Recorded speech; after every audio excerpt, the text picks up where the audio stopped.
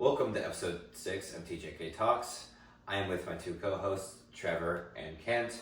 We are going over the crazy week that was week 6 and then diving into our week 7 predictions as well. Let's get right into it. Yeah, Ohio State won 42-3 against Minnesota. It was Ohio State's most efficient and their cleanest game yet. Brian Hartline and Ryan Day opened up the offensive playbook a little bit more on this one, allowing Julian Sains to throw more downfield and to throw more accurate balls, even in the midfield, just to be able to warm up his throwing a little bit more because they have been playing more conservative their first 4 games of the season so far. Just allowing Julian Sains to develop, obviously, rightfully so, just to get him into the system and all that.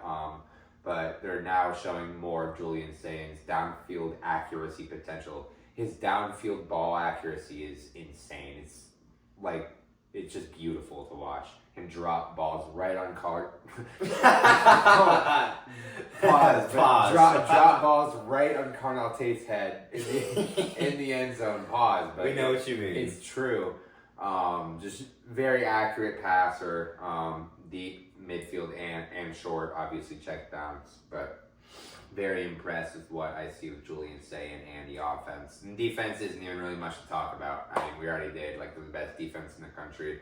They've let up a total of 25 points this entire season so far, which is pretty insane. A lot of teams give up a lot more than that in one game, like this week and previous weeks. So Ohio State's defense is pretty much of a level of an NFL defense, or pretty close to it at this point, especially with being directed by Matt Patricia. Just a very NFL-style defense, and you can tell when young quarterbacks come in and they're just completely thrown off.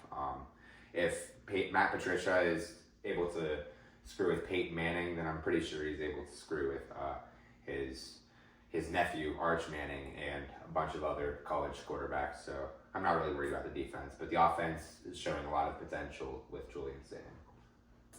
Yeah, I have to agree. That game, I was actually at that game, and the entire time it just looked amazing. Again, Julian Sain finished that game with an 85% completion rate, I believe he went 23 for 27 and 326 yards and 3 touchdowns, no picks. So he had an amazing game.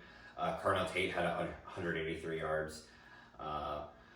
Jeremiah Smith had a great game as well. Overall, just amazing game for offense, and of course defense. Only they allowed Minnesota to go down the field, get a field goal, and then we had 42 unanswered points. So pretty much only past Minnesota's first drive did we just dominate from both sides of the ball. Again, I know it's a home game, but Sain doesn't look stressed at all.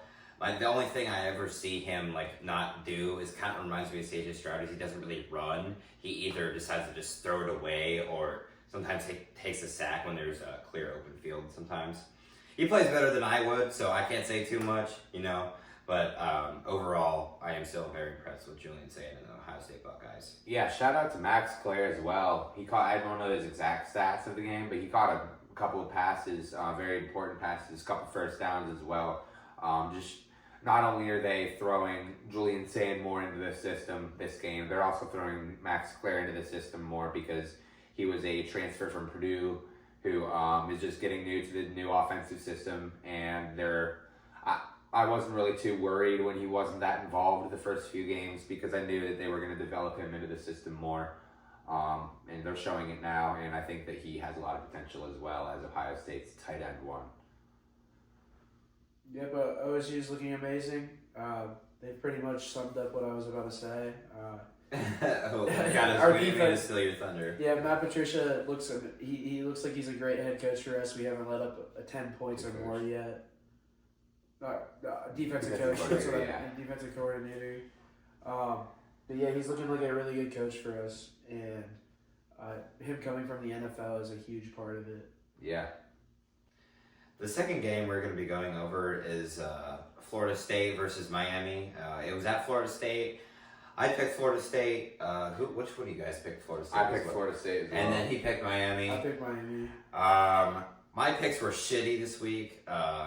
Florida State overall just did not look good. Tommy Castellanos he went 25 for 45, and he had 2 picks. He did have 2 touchdowns, but overall, 20 incompletions and 2 picks just isn't going to cut it. They scored 19 points in the fourth quarter, so it's like they forgot how to play football from quarters 1 to 3, try to score, catch up at the end, because in the end it was only 28 to 22. It was only a 6-point differential final, but if you watch the full game or pay attention to it, Florida State was behind the whole time. They tried to just catch up in garbage time, and overall I was very disappointed with my picks this week, and especially with this one in general. Yeah, it's not really looking good for Florida State. Their only really good thing that happened for them this season so far is that Alabama win week 1. Yeah, and that Alabama win is coming to be more impressive with how Alabama is doing this season so far. They just started SEC play, and so far they look to be doing well in SEC play. So that's a valuable win, but they are starting to lose some games here. I did predict Tommy Castellanos to be in the Heisman finalists. I don't know how I feel about that now, but I mean, I still think he's a very good quarterback, very mobile quarterback, but in Florida State, they're ranked 25th. They're not completely out of it yet. They just need to get back on track in ACC play, potentially make a run at it, but they do have 2 losses in ACC already. So a lot of other ACC teams have a completely clean ACC slate. So if they want to catch up in the standings in order to make the ACC championship, they already have a lot of work to do. Yeah, this game was pretty good. I think Carson Beck was playing pretty well, passing to Malachi Tony. Also, I think I said last week that Fredrickson was going to be my MVP of the week, and he only had 40 yards rushing with 12 carries, which is terrible. Yeah, that's not that great. That's not good at all. I think that's 3 yards per carry. Around that, yeah. Yeah. So overall, the team did good, but not that big. Yeah, and Florida State started scoring a little too late to catch up. If they did that a quarter before, maybe they could have caught up and won, but no. That's what makes me mad, is because even if they scored 7 before, they could have at least won by 1 or 2. But they decided to wait till the freaking last few minutes of the game. So I'm just salty because my picks went 3-3, but it is what it is. That's college football. Another game was Mississippi State versus Texas A&M. Texas A&M won 31-9. It was a lot more scoring from Texas A&M than I thought. I thought it was going to be a closer game, more of a defensive game, because Texas A&M's defense is pretty good. Obviously, they held them to 9, but I didn't think that their offense was as good, and they really showed off this week. I thought it was very impressive from them. What do you guys think? Yeah, I think that Texas A&M definitely, in the first quarter, it was more, first, second, and most of the third quarter, it was definitely more of a low-scoring game. Defenses showed out, but in the end of the third quarter and going into the fourth quarter, the defenses started to let up a couple big plays from the offenses. The offenses showed out to end up making the score look a little better than it was originally. But yeah, you could definitely still say this was a defensive game, and I like in the direction that Mississippi State is headed in as a program. I think that they are going to start competing for bowl games this year, and they are going to potentially compete for college football playoff appearances in the years to come. But I do think that Texas A&M is the better team clearly here, and I do think that they are top 3 team in the SEC, maybe the best team in the SEC. So, yeah. Yeah, I expected Mississippi State to score more points here. I saw 31-9. I wasn't really expecting that much of a big victory for Texas A&M. I did predict them to win, but I can't remember my final score exactly. But I did have it, I think, within 7 or so. Overall, just very impressed with Texas A&M so far this season, defensively and offensively. I think they could push themselves into the SEC championship game and possibly into the playoffs. The next game we're going over is the Texas Longhorns getting beaten by Florida Gators in the Swamp 29-21. I am also pissed about this pick because, well, me and Trevor picked Texas. Kent's the only one who picked Florida. He had a great week this week, but I'm pissed overall because it also does make, like I said, I did say this, roll the clip, I did say this last week that if Texas loses, that it'll make Ohio State's win look not as good, because now and in fact, Texas is now ranked out of the top 25, so now they have no ranked wins.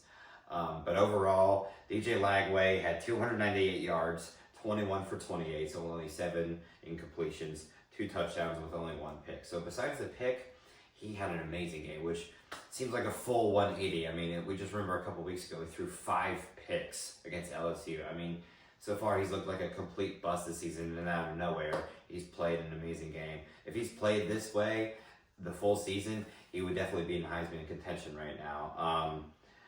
If the Florida Gators in general played this way, they would be, I believe they'd be undefeated. Although they're 2-3, the way they played, it made it seem like they were 5-0. Arch Manning went 16 for 29, 263 yards, 2 touchdowns. And when I say only that, it sounds not too bad besides the completion rate. He also had 2 picks. Now, he was getting pressured all day, but he just had some terrible missed throws. He had an overthrow that led to an interception. Overall, Arch just really has not had a good season. The only solid game he really had was against Sam Houston State, and that's not really... Who, by the way, to this very point, is one of only 3 teams in the FBS to not have a single win in 2025. Right, so not exactly an impressive win. So overall, I'm gonna stop bitching about my shitty pick, and I'll let these guys take it. Yeah, I was super happy that my pick went through. I just knew that Florida was going to win this game, especially them with it being at home and them having to bounce back from games. I knew that DJ Lagway was going to be good. He played amazing. It was a very back and forth game. I mean, it was a 1-score game at the end of the day. But yeah, it was a really good game. I'm not too happy with my pick this week. I had Texas winning, but honestly, I knew that it could have gone either way. I knew that Florida was definitely in need for a win. Billy Napier is on the hot seat right now, and this could have been a potential career-saving win. A top 10 win is a very good thing to have on the resume, and Florida just has an absolutely brutal schedule. They have the hardest schedule in the FBS, and I don't know if it's going to get much better from here on out, but yeah, Billy Napier is definitely on the hot seat and good win for Florida, but I don't know if it's going to last that much long from here on out, to be honest, considering their schedule and how hard it is. They play ranked team after ranked team after ranked team, but yeah, just not too accurate of a day for Arch Manning in the swamp. And DJ Lagway did what he had to do to get the win. Okay, yeah, this is another game that we're going to go over. Alabama and Vanderbilt. This was a game in which Alabama, very similar situation as last year, coming off the win from Georgia, being ranked a lot higher, being very, I don't want to say overly cocky, but I mean, you could definitely say overly cocky, but I think they were just very full of themselves a little bit after that Georgia win last year, and then went into Nashville and lost the very next game at Vanderbilt. Similar situation this year, except they played Georgia at Georgia, and then they played Vanderbilt at Tuscaloosa. But same situation with playing Georgia and then Vanderbilt. But Alabama learned their lesson from last year and ended up covering the spread on this game and winning the game. I thought that Alabama was going to win originally, and I knew that Ty Simpson was going to have a decent performance. So very good to see that come true. Ty Simpson had 340 yards. He was 23 for 31, 2 touchdowns and 1 interception. Pretty good day for him. He's always throwing a lot of passing yards every single game, so Alabama's heading in the right direction. They have a very talented roster, and they have no losses in the SEC yet, so they're still at the top of the SEC standings in order to make the SEC championship. I was very pissed with my pick yet again because I picked Vanderbilt thinking they could beat them for the second time in a row, even though the last time that happened was like 1956. Hey, I mean, weird stuff happens all the time in college football. I picked all the upsets right last week, so I try to get them all again this week, but it's impossible to get all my picks right. But anyway, Alabama does look good. Again, ever since that Florida State loss, they've just been on fire offensively and defensively. They've just been amazing. They ended up winning 30-14. The last touchdown was out of the last 20 seconds, so it was closer than the final score. They still did cover the spread with that. But overall, Diego Pavia looked terrible. He had a pick, a fumble, and only one touchdown. And overall, he pretty much cost them the game, especially with the 2 turnovers. Alabama looks like they have a clear path. Well, they still do have a complicated schedule, and they still do have a tough road ahead. But honestly, I see them possibly making the SEC championship and maybe even sneaking into the playoffs this year, considering they were out last year. I think Kellen DeBoer is starting to slowly figure things out, especially with Ty Simpson being as surgical as he has been. Yep, I picked Alabama this week. Alabama looks really good since that Florida State loss for sure.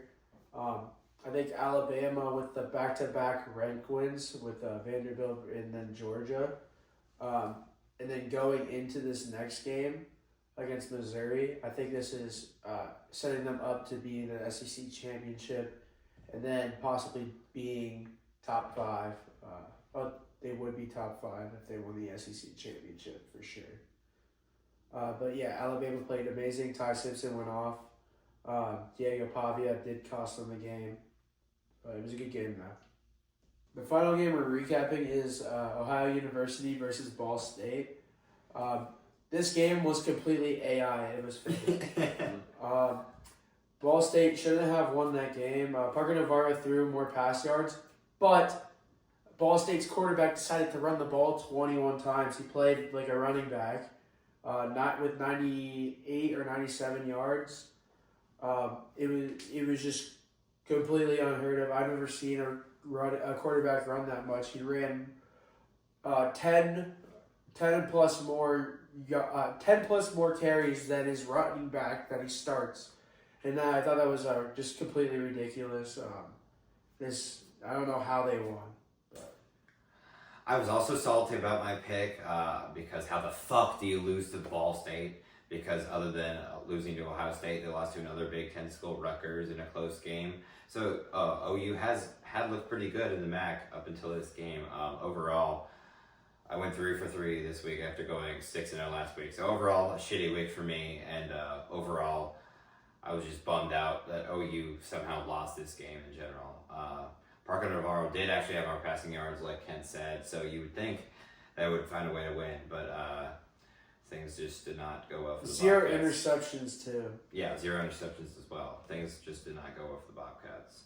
Yeah, I actually chose Ohio to go on the road and get stunned by Ball State. I chose for them to lose by a lot more, but that actually did not happen. Ohio State in this game. They actually should have won this game, but through the game at the end, Ball State ended up running out the clock, and we had an early week action, and I do think that Ball State is going to turn around their season and maybe contend for a MAC championship. I still think that Ohio is also in the run with the MAC championship with Toledo, but MAC is always fun to pay attention to, fun to watch, and I do think that this just shakes it up a little bit more. There's not really much of a talent gap in the MAC, so anything can happen. One team is not really that much guaranteed over another team like you see in the SEC or the Big Ten.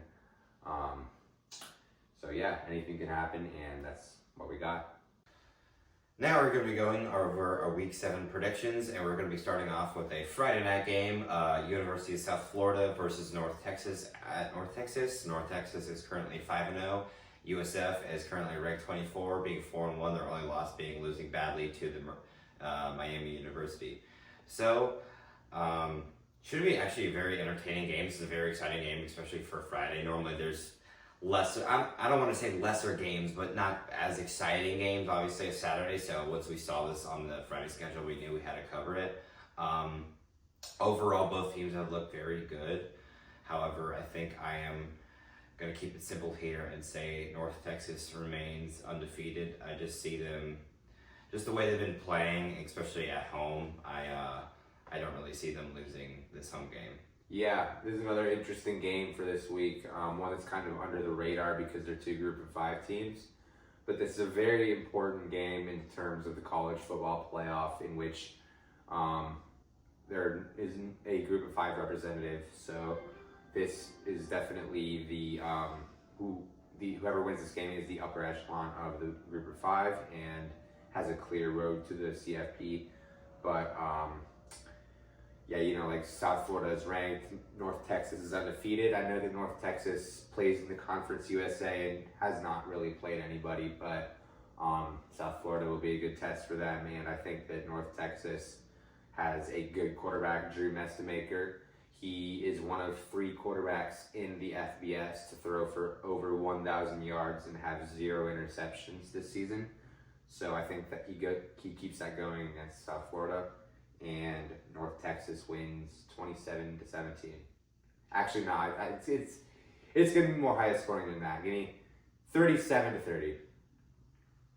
I'm going to take North Texas on this one. I feel like since they're coming off a bye week and they're extra rested, they've also been scoring a lot of points on other teams this year, so their offensive volume is better. But I will give props to USF because they are only allowing 4.5 yards per carry right now, which is really good on the run defense. But as Trevor was saying, North Texas's quarterback is going off this season. And I think them coming off the bye is also really good for them. So I'm going to say North Texas, and I'm going to say 35-31. I just realized I never gave an actual score. Once you did, I realized I forgot that. So I meant to say 35-32 North Texas. I think it's going to be a close 3-point game, but I still think North Texas pulls it off in the end. All right, the next game we have is OSU versus Illinois. I think this game is going to be pretty good, but I don't see Illinois winning this game, even though they are ranked, and Luke Altmaier hasn't thrown an interception this year yet. I just don't think that they're going to be playing as well against an Ohio State defense, and also Illinois' defense hasn't been that good this season. They led up 19 to Duke, 63 to Indiana, 32 from USC, and 27 from Purdue. And if they're giving up 27 points from Purdue and 19 from Duke, I can't see them stopping Ohio State from having 30 plus, So I'm going to go, my final score is going to be 41-10 Ohio State. I think Illinois is going to be the first team to put 10 on us, but I don't see him going any higher than that. Yeah, there's another great game in Big Ten play. Another ranked versus ranked game, Ohio State and Illinois in Champaign, Illinois. And this is bringing back a rivalry and a tradition that has not been played since 2017, the battle for the Illibuck Trophy. And the Illibuck Trophy was started in 1925, and so this means that this is its 100th year anniversary for it. So that's another cool, interesting fact. So this game is going to be very important for the rivalry. And history aside, if we're focusing more right now, this is an elite quarterback battle. Julian Sayin having the highest completion percentage in America for a quarterback, and like I said last segment, for North Texas's quarterback having over 1,000 passing yards and not throwing a pick, being one of 3 players to do that. Another one of those 3 players to do that is Luke Altmaier so far. So very elite quarterback battle that we have going on here. But Luke Altmaier and Illinois' offense has not seen a defense like Ohio State's yet, and will not see another one like Ohio State's defense for the rest of the season. So I think that Matt Patricia does his job. I think that Luke Altmaier throws his first interception of the season. I think he goes 1 for 1 to touchdown interception ratio. And I think that Ohio State gets to win 35-7, still not letting up double digits this season. Yeah, bold take there. I personally think I'm very excited for this game. I'm going to be in LA when this game is happening, so it's a noon game, EST, where Rio located. I'm watching at 9 a.m., so that's exciting, a real early game for me. Illinois has looked very impressive. Besides that Indiana loss, that was pretty ugly, I will admit. That was not on Luke Altmaier at all. Obviously, that's been, like Ken said, the defense. They've been letting up a lot of points. Like you said, Purdue got 27 points. And that's not to crap on Purdue, but I mean, they're not even that horrible this year. But historically, Purdue getting more than 20 plus points in a game is not, very common. So for them allowing them 27. And then obviously Ohio State's defense being pretty much first in every statistic possible, that does make me feel confident for this game. And so for that, I will say Ohio State wins 30-20. And I say 20 because I know Ohio State's defense is great, but I don't know if they've played an offense as good as Illinois. We thought Texas at first, but now we can see, they're not maybe as good. I mean, they're currently 3-2 and unranked, and Washington as well. But I think Illinois still has a slightly better offense than Washington. So for that, I'm going to say 30-20 Buckeyes. Another game that we're going to talk about is another good ranked versus ranked game in the SEC. The number 8 Alabama Crimson Tide traveling to Columbia, Missouri to take on the number 14 Missouri Tigers. And this is Missouri's 5th home game in a row. Pretty crazy, never really see stuff like that where you see teams having their first away game in early to mid October. So Missouri is pretty used to their home crowd, and that could benefit them here.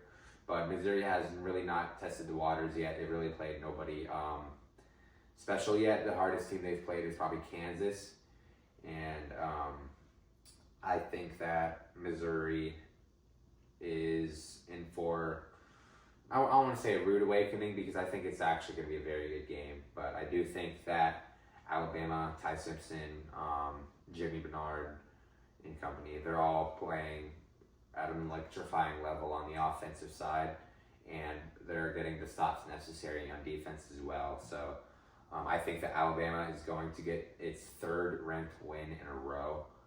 And I think Alabama is by far the best one-loss college football team in the country right now. They are a lot better than a lot of 0-loss college football teams. I know that for a fact.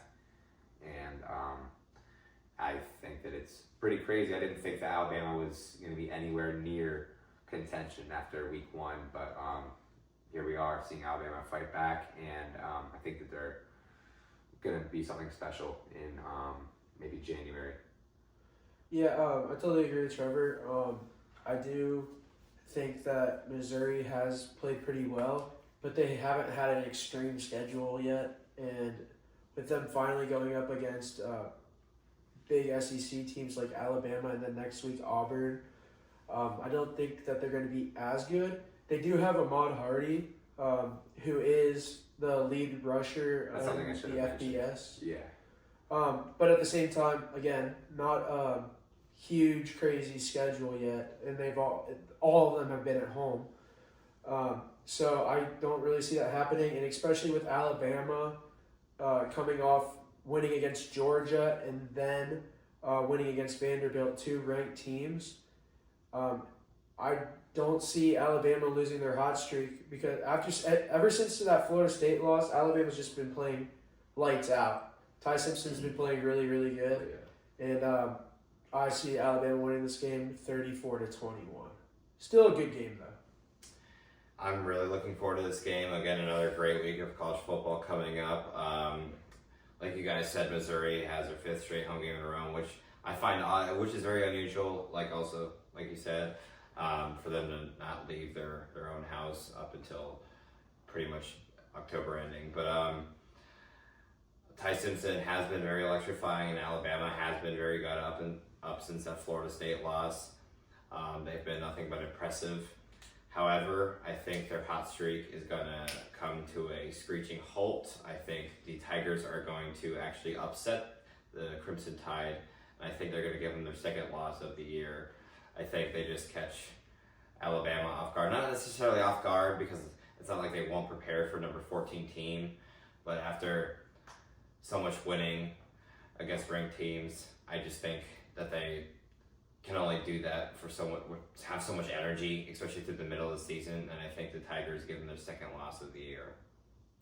The final score prediction, I'm going to say more of a low-scoring game, but 27-24 Tigers.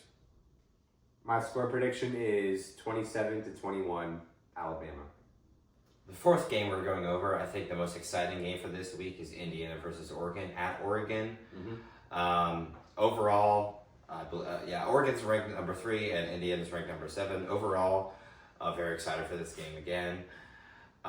Oregon, we had what we thought was an impressive win at Penn State, and then Penn State lost to UCLA, which is actually something we didn't really recap or predict because UCLA, well, we all would have picked Penn State by 50 and been wrong. But in case you guys didn't see, Penn State actually lost at 0-4 UCLA, which was hilarious. But kind of crazy.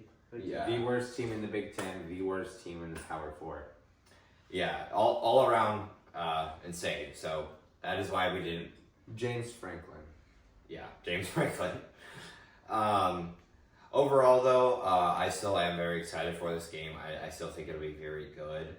But for the fact that we just saw Penn State lose to UCLA and we're going to have a close game with them, and we've seen Indiana be real hot. I know Illinois maybe isn't the best team. We still have yet to really determine that, and maybe we'll figure it out after this week's game against Ohio State. But overall, I think I'm going to take Indiana to win this game 34-31 at Eugene. I think they jump Oregon in the rankings, and I think they take down Oregon as from being an undefeated team. Yeah, I think this is another very interesting Big Ten game. Oregon, ever since joining the Big Ten, has just immediately asserted themselves as a team in the very top tier in that conference. They had a season where they beat the top 3 teams in that conference, Ohio State, Michigan, and Penn State, all in their first year in the conference last year. Very impressive season by them, leading up to the playoffs, and then obviously they got blown out by Ohio State. But the fact of the matter is they still beat Ohio State in the regular season, and shows that they can compete with the top dogs of the conference. And I think that Indiana is a very well-coached team. I think that Kirk Cignetti is among the best coaches in the United States. I think that he has absolutely turned around Indiana as a complete program. Before this, Indiana would go 2-10, 3-7, 4-8 at best. But then Kirk Cignetti gets there and immediately goes 11-1 in his first season, leading them to the college football playoff. And I think that he has potential to do that again. But I do not think that Indiana is going to win this game, unfortunately. My heart tells me Indiana is going to win, but my brain tells me that Oregon is going to win. So, as much as I would love Indiana to beat Oregon, as much as I've celebrated, I just don't think it's going to happen. So, Oregon just has... Indiana has a fair share of talent, and I have a lot of respect for their coaching staff, but Oregon is just flooded with 5 stars and flooded with I guess just 5 stars, and they have a great coaching staff. And I think that Oregon wins this in a higher scoring game. I would definitely take the over on this game, by the way. But yeah, I'd say more like I think Oregon's going to put up a lot of points against. I'd say 48 to 35, Oregon. Yeah, I think this is going to be a really great game. I think it's going to be really close until the second half or the last quarter. But I do see Oregon taking this win. I just think that, both quarterbacks are really, really good. They've thrown pretty much the exact same amount of yards, only 2 yards apart. But I do think that Oregon has more depth on their team. They have a good defense and a solid offense. They also have multiple good wide receivers that they can pass it around to. Also, Dante Moore has been lights out. I see Oregon winning this game, and I see him covering the spread. I'm going to go 34-24. The next game we're looking at is Oklahoma versus Texas, and this game is being played at a neutral site for the Red River rivalry. This will be the 122nd game of their series. I think this is going to be a pretty good game. I don't think Texas is going to win, though. Texas has had a lot of inconsistencies on offense, and their defense has held them together this entire year. They don't have a single Power 4 win this season, and Oklahoma has 2 ranked wins already. I just don't see them being able to win this game with only their defense alone. But I do see Oklahoma winning the turnover battle. I think Arch Manning throws a pick or 2 this game. I don't think their offense is good enough to beat Oklahoma yet. My score prediction for this game is 24-17 Oklahoma. Yeah, this is one of those games where I would definitely, like the last one on Indiana, Oregon, I said take the over. On this one, I would 100% take the under. John Mateer being out and Texas having an elite defense, and then on the other side, Oklahoma having a defense, and then Arch Manning being Arch Manning. I think that this is going to be a rather lower scoring game, and I think that Texas really hasn't proved anything yet. I think that Arch Manning is slightly to highly overrated, and I do not think that, despite the spread being interesting, it was Texas minus 2.5, then Texas minus 1.5. Now it's in Oklahoma's favor, Oklahoma 1.5. So now Texas is the underdog, kind of interesting situation. But I think that Oklahoma is going to get their backup quarterback ready for this game and do the necessary deeds that he has to do to win the game. Simple checkdowns. I think that this is going to be 14-10 Oklahoma. Now, if last week Texas, if they would have beaten the 1-3 Gators, I would have picked Texas this week, and I would have said, okay, even though Gators aren't that good, they still figured out a way to win on the road, and that's a hard thing to do. However, they did not, and even though John Mateer is still out for Oklahoma, unfortunately, Oklahoma's defense is still elite. Texas offense has still looked like shit.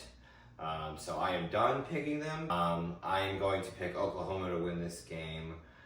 Honestly, I'm going to keep it really low scoring, 17-14. I'm going to take the under on this parlay. I do expect it to be a good game just because Texas defense I still do believe is good.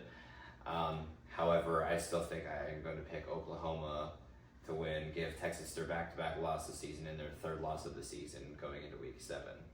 Another Big Ten game that we're going to be talking about is the number 15, 4-1 Michigan Wolverines traveling to Los Angeles this weekend to take on the 4-1 USC Trojans. Sorry. But I think that this is going to be a very interesting game. I think that this is definitely an upset alert for Michigan, even though I do think that USC is the favorite being the home team. But Michigan is a higher ranked team, and I do think that this game, the unranked team is going to beat the top 15 team. I do have USC winning 27-20, although I do think that Michigan does undeniably have a top 3 running back in the country in Justin Haynes. He's proved that already, and he's very explosive, and he definitely will have more explosive plays in this game, but USC is going to get the job done, and USC is going to surge into the top 20 next week. Yeah, I think this game is going to be pretty good. I have Michigan is traveling to USC, and they have a pretty solid run defense, or they have a pretty solid run offense and good defense. But USC is coming off of a bye, and Michigan has to travel all the way to California, which could take a toll on them. I think that USC being well rested is going to be a big part of this game. Also, them coming off of a loss to a ranked team is going to really boost their morale to win this next game against a Big Ten school. So I have USC winning 30-24 against Michigan. Yeah, this is yet another. There's just so many good games week after week, and this is why we love college football. Like Ken said, extreme advantage being you have to fly all the way across the country in their time zone at their place. That's a huge advantage. USC currently is actually favored by 2.5. Like you said, Michigan's defense is pretty solid. However, I think, like you said, USC. Coming off that loss against Illinois, as you said, that's going to add fuel to the fire. That's going to be extra motivation for them, and I think USC is going to take care of this game. I think they are going to beat the Wolverines 30-21 in Los Angeles. Another thing that I just wanted to add is that if Michigan does win this game, then they have asserted themselves as a real threat to Ohio State, because besides USC leading up to Ohio State, Michigan is going to be favored in every single one of those games by a decent margin. Very likely that they could be 10-1 playing Ohio State, whether Ohio State's 11-0 or also 10-1 or, God forbid, below that. But Michigan, if they win this game, I think this game is the definition, the bookmark of what the trajectory of their season is going to go. I think that if they win this game, they are going to win every single game leading up to Ohio State, maybe even winning that one. Who knows? That's it for episode 6 of TJK Talks. I think we had a good episode. We covered a lot of good games that happened last week, and I'm excited to watch these games upcoming next week. So make sure to tune in weekly for more podcasts, and make sure to like, comment, subscribe. Thank you for watching.